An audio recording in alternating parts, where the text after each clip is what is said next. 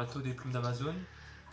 Je vous fais une petite vidéo tutoriel pour savoir comment fabriquer un anneau d'attrape-rêve, nos anneaux qu'on utilise sur nos attrape-rêve. Donc, pour commencer, le choix du bois. Le bois, c'est du saule. Le saule est très important dans la culture, dans la tradition amérindienne spirituelle, puisqu'il est symbole de protection. La protection, vous le retrouvez dans la fabrication des inipis. Et les inipis, c'est ce qu'en Occident on appelle les tentes à sudation. On le retrouve, le saule rouge, traditionnellement pour fabriquer le tabac qui est fumé. Donc le saule est vraiment quelque chose qui est très important dans la culture amérindienne, surtout chez les Lakota. Donc pour fabriquer les ronds, les anneaux des attrape-rêves, on utilise du saule. Voilà, traditionnellement. Donc c'est du bois, il faut le prendre, le bois il faut qu'il soit vert, parce qu'il faut pouvoir le modeler, le former, donc c'est important. Donc là on va faire un rond moyen.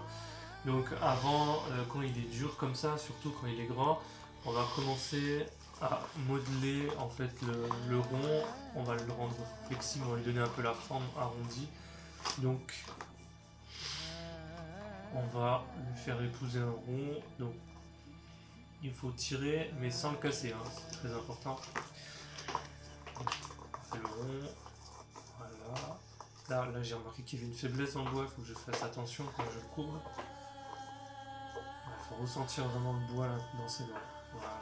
Donc il a commencé déjà à avoir une forme ronde. Allez, c'est parti.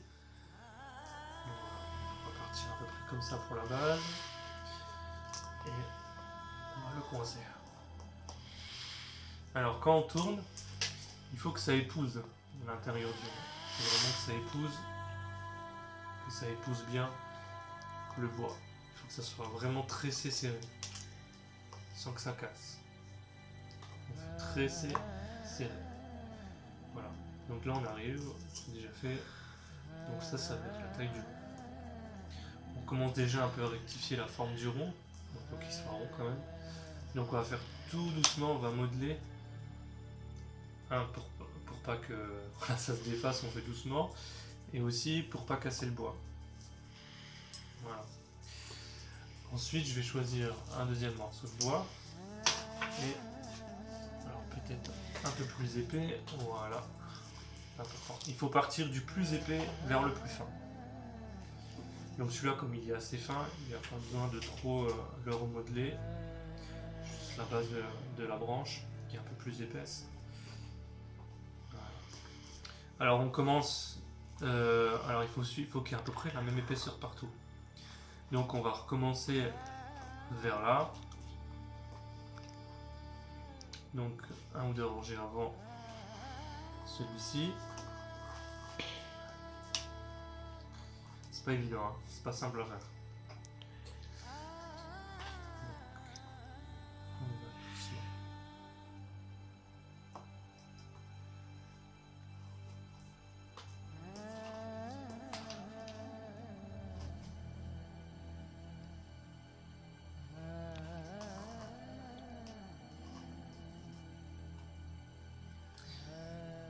Bien penser que les strips, en question d'esthétisme et aussi de solidité, elles se suivent.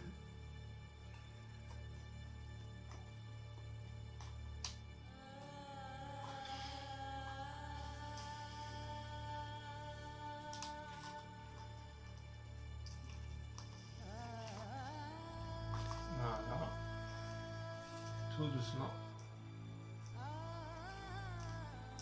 On tresse.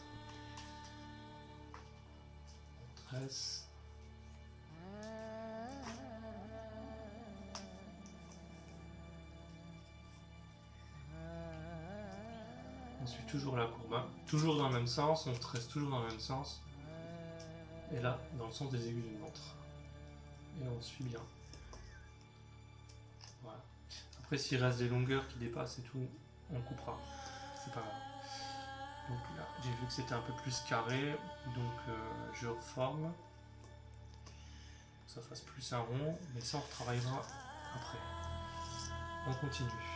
Alors là, Là je prends cette branche, je vois qu'il y a une cassure, courbure, ça je l'enlève.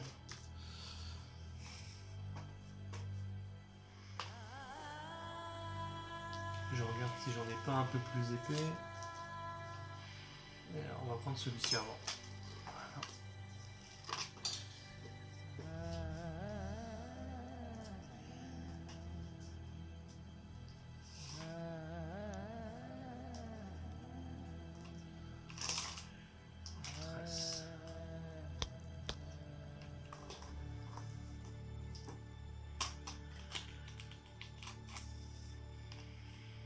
Bon, il vous faudra un peu de temps avant que ça vienne. Hein. C'est bien pratique.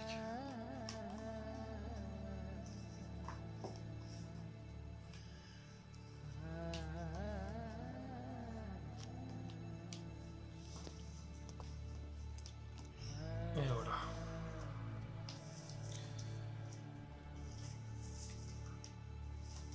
Bon, ça commence à ressembler à quelque chose. Mais c'est pas encore assez épais. Le rond est pas assez rigide. C'est très important que l'anneau ait une certaine rigidité, même si il y a plusieurs branches. C'est important qu'il soit rigide. Hop.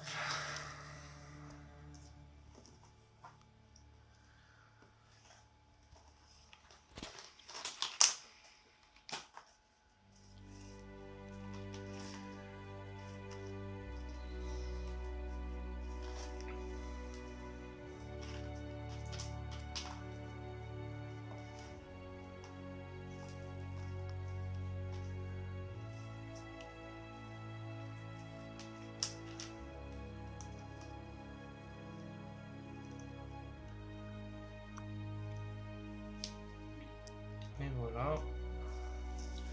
Encore une ou deux branches et ça sera bon. On l'aura fini. Voilà, celle-là.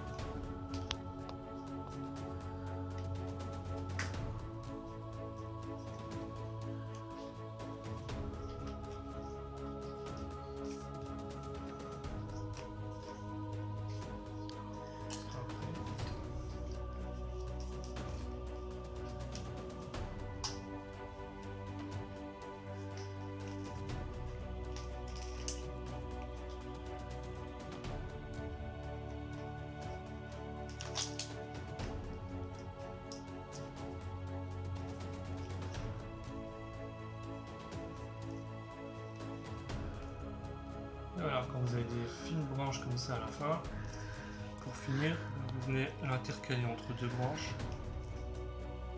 Voilà pour que ça tienne. Maintenant, on va vérifier le rond. Alors, on va tout doucement, on va le déformer un petit peu, sans tout que s'enlève.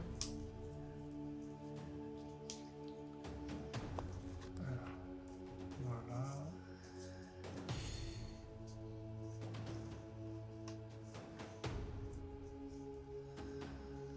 Vous voyez, c'est la grosse branche qui est juste qui pousse et qui déforme un peu le rond.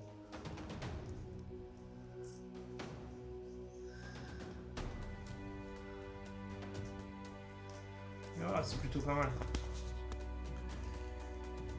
Alors, ce qui est important maintenant après pour la suite, bah, vous devez le laisser sécher au moins entre 1 et 2 mois. C'est important. Pas sur le radiateur directement. Si ça sèche trop vite, il peut devenir cassant. Donc il faut vraiment le laisser sécher à température ambiante chez vous, en température ambiante, quelques temps chez vous. Et au bout de 1 mois, 2 mois, une fois qu'il est sec, il va devenir jaune, avec une belle couleur. Il faut venir attacher avec du fil noir Alors on va torsader du fait noir, tous les... à peu près comme ça. Et pour bien maintenir à la fin. Il faut savoir que comme il va sécher, l'anneau va rétrécir, il va se rétracter, donc c'est vraiment important de ne pas faire l'anneau trop fin. Voilà, je vous remercie, à bientôt, et n'hésitez pas à visiter notre boutique https.lesplumesdamazon.com. Merci, au revoir.